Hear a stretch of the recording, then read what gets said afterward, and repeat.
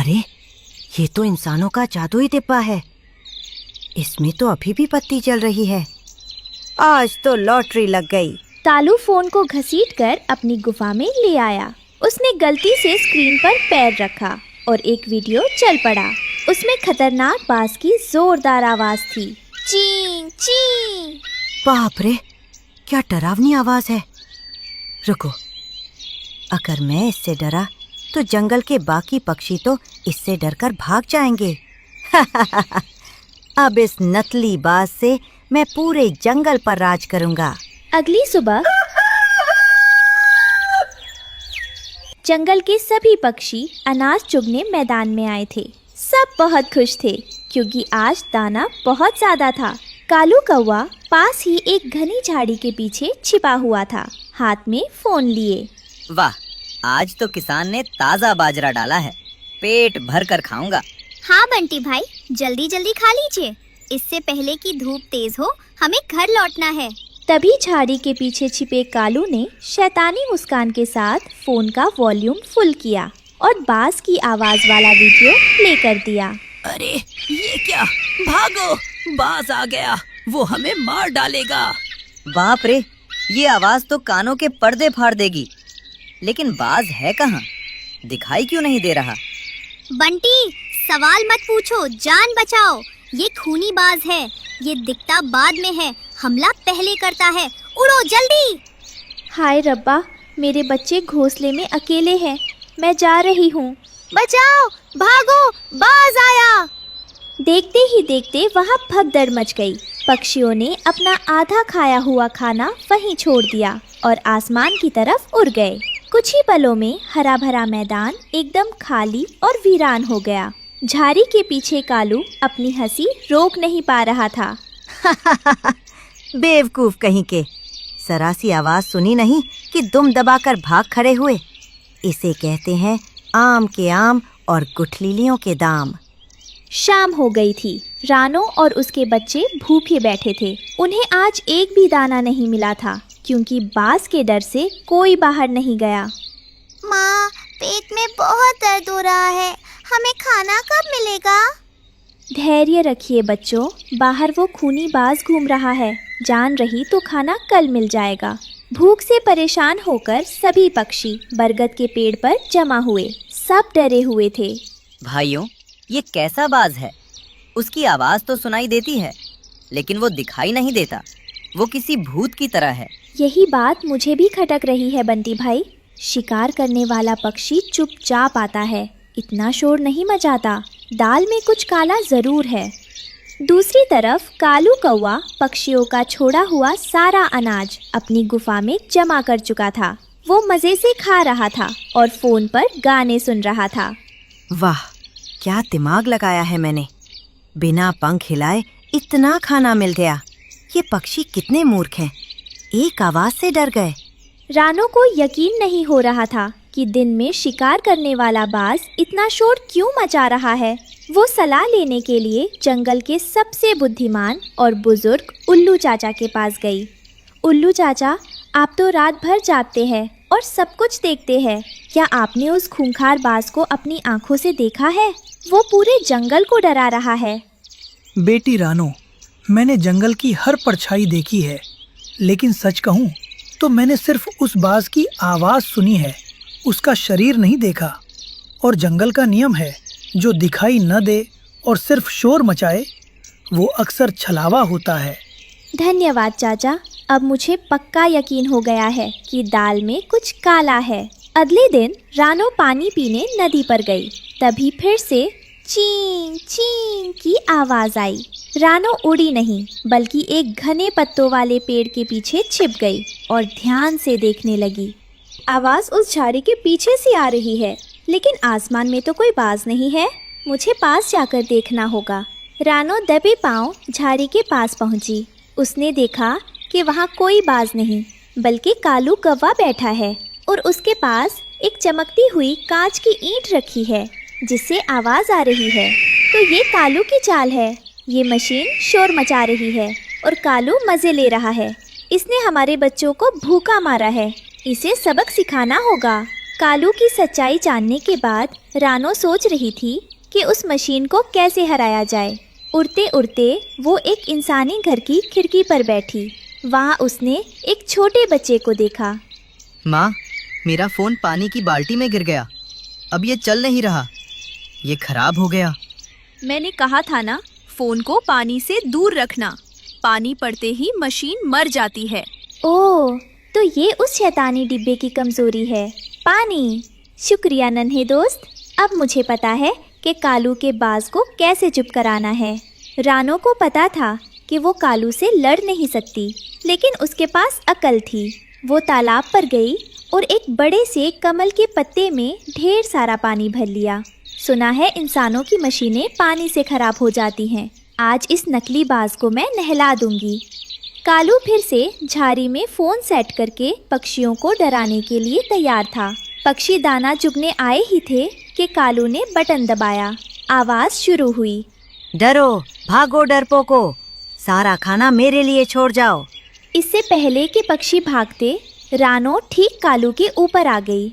उसने अपने पंजों में पकड़ा हुआ पानी से भरा पत्ता सीधा उस जलते हुए फोन पर पलट दिया। छपाक, भिन भिन ज़र्र, फोन में से चिंगारी निकली। स्क्रीन बुझ गई और आवाज हमेशा के लिए बंद हो गई। नहीं, मेरा जादुई डिब्बा, ये क्या कर दिया रानो? आवाज बंद होते ही सारे पक्षी रुक गए। उन्होंने देखा कि झाड़ी में सिर्फ भीगा हुआ कालू और एक खराब मशीन पड़ी है। कालू को रंगे हाथों पकड़ लिया गया। तो ये तुम थे कालू? हमें लगा कोई राक्षस है। तुमने हमें भूखा रखा। शांत हो जाइए, कालू को सजा मिल गई है। उसकी नकली ताकत अब कबाड़ बन चुकी है। कालू भाई, याद रखना, दूसरों को डराकर हासिल की गई जीत कभी टिकती नहीं है। मुझे माफ कर दो, लालच ने मेरी मति भ्रष्ट कर दी थी। इस कहानी से हमें सीख मिलती है कि झूठ और छल कपट का सहारा लेने वाले अंत में मुंह की खाते हैं। बुद्धि का सही इस्तेमाल ही असली ताकत। एक शाम जंगल के रास्ते से गुजरते समय एक इंसान का चालू मोबाइल फोन घास में गिर गया।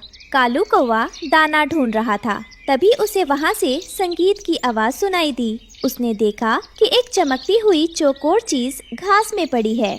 अरे, ये कैसी जादुई चीज है? इसमें से तो इंसानों के गाने बज रहे हैं और ये रंग बिरंगी रोशनी भी दे रहा है। अगर मैं इसे जंगल में ले जाऊं तो सबका मनोरंजन होगा और सब मेरी वाहवाही करेंगे। मैं तो जंगल का सबसे बड़ा हीरो बन जाऊंगा। कालू उस भारी फोन को खींचकर एक पुराने सूखे पेड़ के ठूंठ पर ले आया। अंधेरा हो रहा था, इसलिए फोन की स्क्रीन बहुत तेज चमक रही थी। जंगल के छोटे पक्षी उस रोशनी को देखकर वहां जमा होने लगे। कालू भैया, ये क्या है? ये तो जुगनू से भी ज्यादा चमक रहा है। इसमें तो तस्वीरें चल रही हैं। बंटी, ये इंसानों का जादू है। देखो और मजे करो। आज से हमें जल्दी सोने की कोई जरूरत नहीं। हम पूरी रात इसे देखेंगे। अगली सुबह सूरज निकल आया, लेकिन जंगल में अजीब सन्नाटा था। न कोई पक्षी चहचहा रहा था, न कोई दाना ढूंढने निकला था। रानो चिड़िया अपने बच्चों को जगा रही थी। बच्चों उठो, देखो सुबह हो गई है। इतनी देर तक सोना अच्छी बात नहीं है। अजीब बात है, आज जंगल इतना शांत क्यों है? मुझे कोई चहचहाहट क्यों नहीं सुनाई दे रही है? कालू भैया की रोज वाली आवाज भी नहीं आ रही। माँ, कल रात कोई नहीं सोया। सब उस चमकती चीज के पास बैठे थे।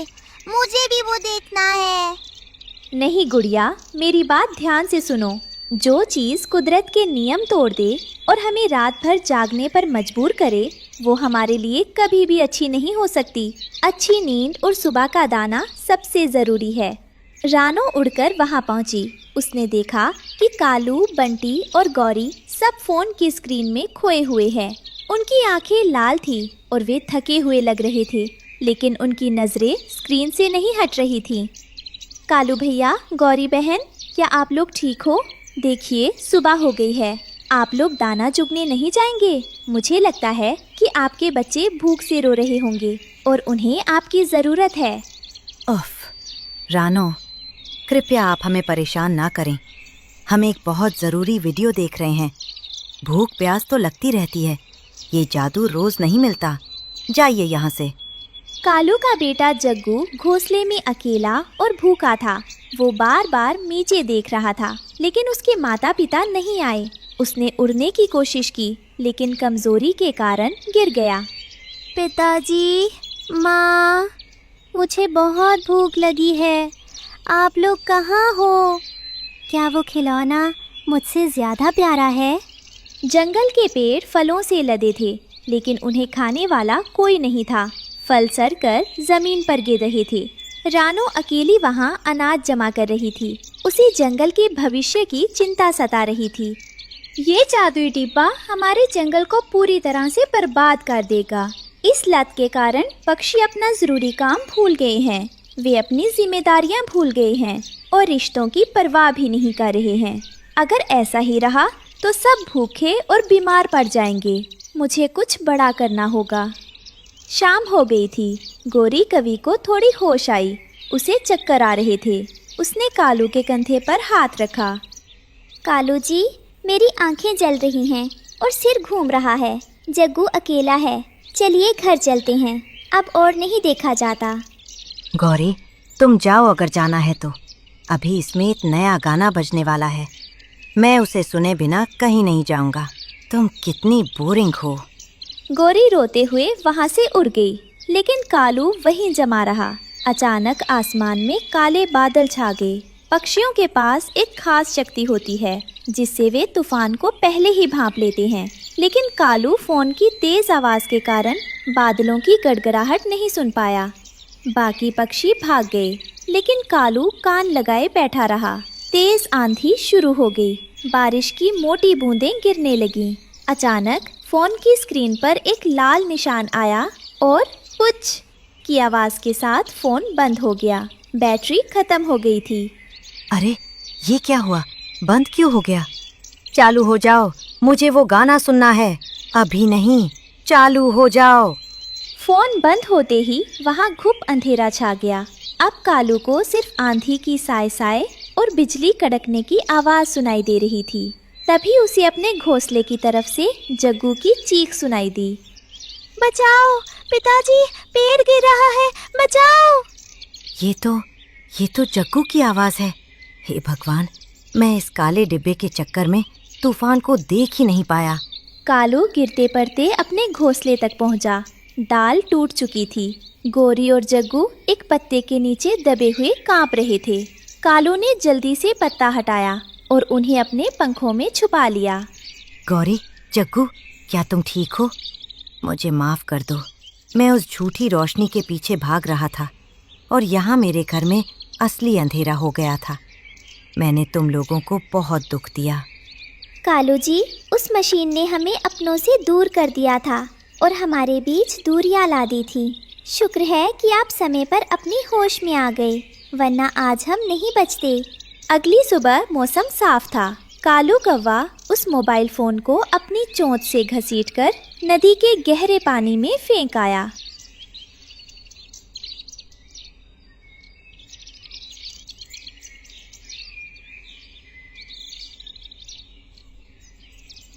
उसने रानो और अपने परिवार से माफ़ी मांगी। रानो बहन, आप बिल्कुल सही थीं।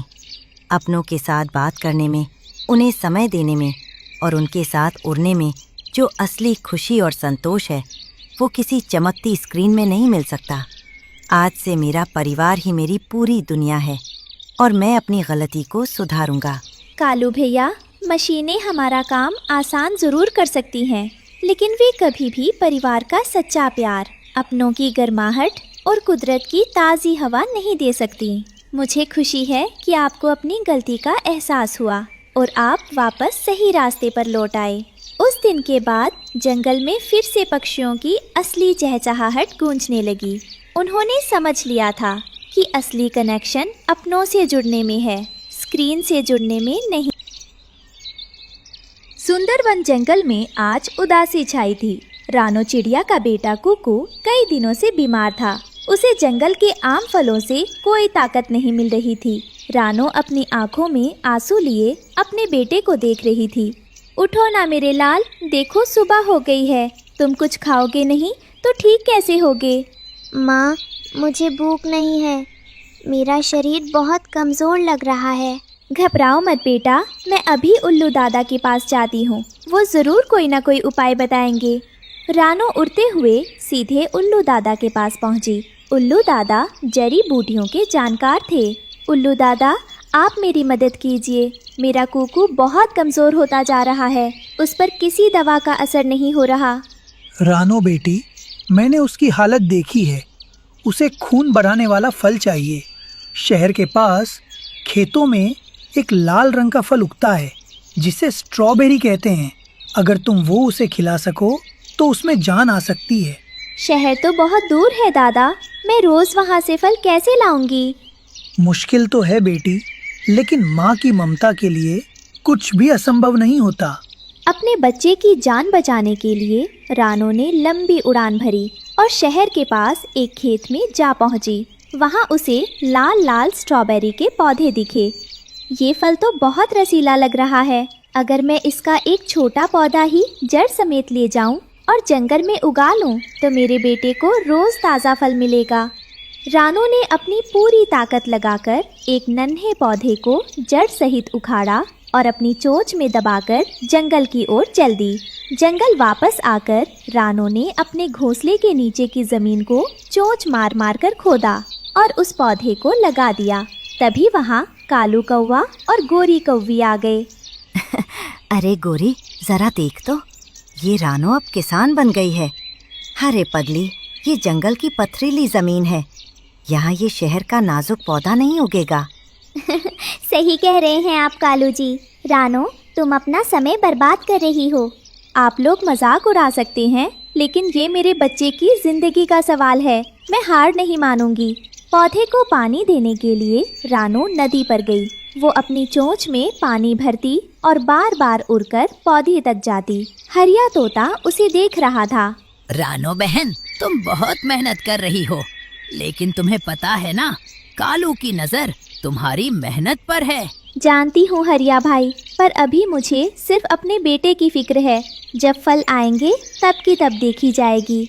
भगवान तुम्हारी मदद करे बहन, तुम सच में एक महान माँ हो। कुछ दिनों बाद जंगल में भयानक आंधी आई। सभी पक्षी अपने अपने घोंसलों में छिप गए, लेकिन रानो अपने घोंसले में नहीं गई। वो उस नन्हे पौधे के पास आई और अपने पंखों से पकड़ लिया। हे भगवान, रानो पागल हो गई है क्या? इतनी तेज बारिश में वो नीचे क्यों बैठी है? बिंदिया, वो पागल नहीं, वो एक माँ है। अगर तेज बारिश की बूंदें उस नाजुक पौधे पर पड़ी तो वो टूट जाएगा। इसलिए वो खुद भीग रही है ताकि पौधा बचा रहे। कुछ हफ्तों बाद रानो की तपस्या सफल हुई। पौधे पर लाल लाल रसीली स्ट्रॉबेरी लटकने लगीं। उसकी खुशबू से कालू कौवा और गोरी कौवी वहाँ आ टपके। वाह, क्या खुशबू है। गोरी, देखा तुमने? मैंने कहा था ना, जब फल पक जाएंगे तब हम मजे करेंगे। बिल्कुल कालू जी। रानो तो वैसे भी अकेली है। आज रात हम ये सारे रसीले फल चुरा लेंगे। मुझे इन दोनों की नीयत ठीक नहीं लग रही। मुझे कुछ करना होगा।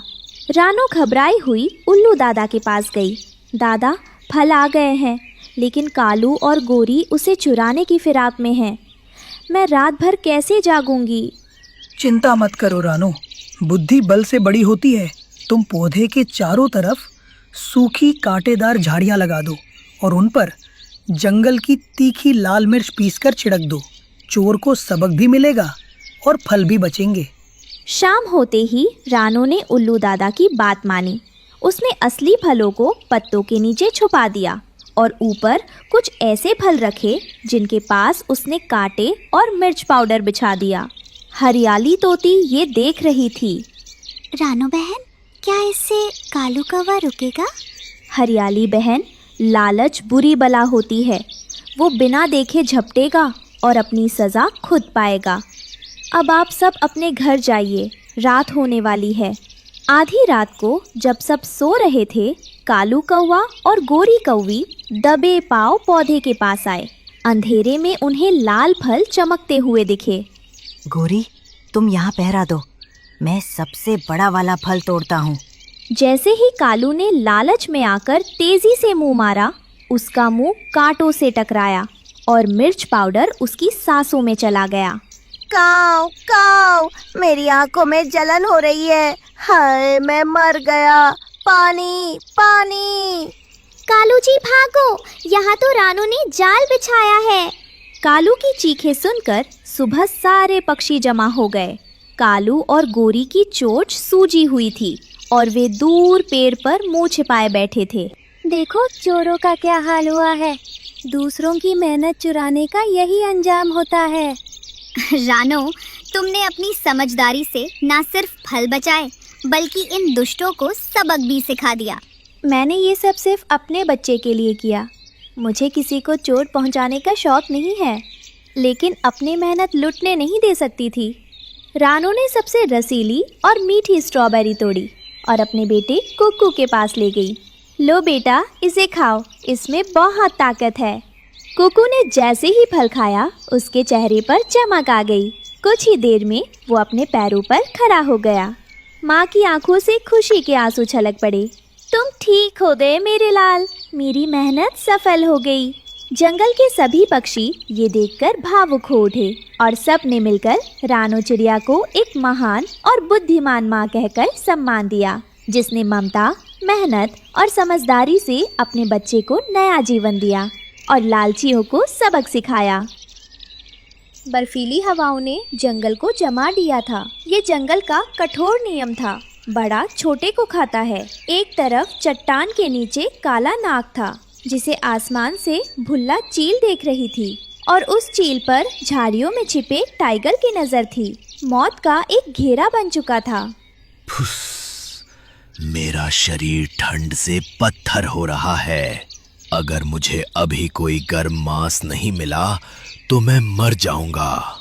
मुझे छिपना होगा, वरना इस सफेद बर्फ पर मेरा काला शरीर किसी भी शिकारी को दूर से दिख जाएगा। वाह, आज किस्मत मेरे साथ है। नीचे देखिए, सफेद चादर पर वो काला सांप कैसे रेंग रहा है। उसे लग रहा है वो बच जाएगा। माफ कीजिएगा नाग देवता, लेकिन आज आप मेरा भोजन बनेंगे। जैसे ही भुल्ला चील ने सांप को पकड़ने के लिए आसमान से तेज गोता लगाया, झाड़ियों में हलचल हुई। मूर्ख पक्षी, तुम उस सांप को देख रहे हो और मैं तुम्हें आज मुझे उड़ने वाला और रेंगने वाला दोनों का मांस मिलेगा। अचानक सन्नाटा टूटा। भुल्ला चील बिजली की रफ्तार से सांप पर झपटी। अब तू नहीं बचेगा। ठीक उसी पल टाइगर ने झाड़ियों से एक लंबी छलांग लगाई। एक ही पल में तीनों टकराए। चील सांप को पकड़ने ही वाली थी कि टाइगर का पंजा उसके पंख के पास से गुजरा। चील घबरा गई और अपना रास्ता बदल लिया। सांप मौके का फायदा उठाकर तेजी से एक बिल में घुस गया। टाइगर धड़ाम से जमीन पर गिरा और चील बाल बाल बचकर वापस आसमान में उड़ गई। तत, शिकार हाथ आकर निकल गया। आप तो बहुत चालाक निकले शेर खान, लेकिन आज हम तीनों की किस्मत में भूख ही लिखी है। शिकार शिकारी का शिकार करने चला था, लेकिन ठंड और भूख ने तीनों को फिर से खाली हाथ कर दिया। जंगल की ये लड़ाई अभी शुरू हुई थी। रानो अपने 3 अंडों को अपने पंखों के नीचे छिपाए बैठी थी। उसे अपनी नहीं, अपने आने वाले बच्चों की चिंता थी। टुन्नू जी, मेरे पंख अब ठंडे पड़ रहे हैं। मैं इन अंडों को और कितनी देर तक गर्माहट दे पाऊंगी? ये बर्फी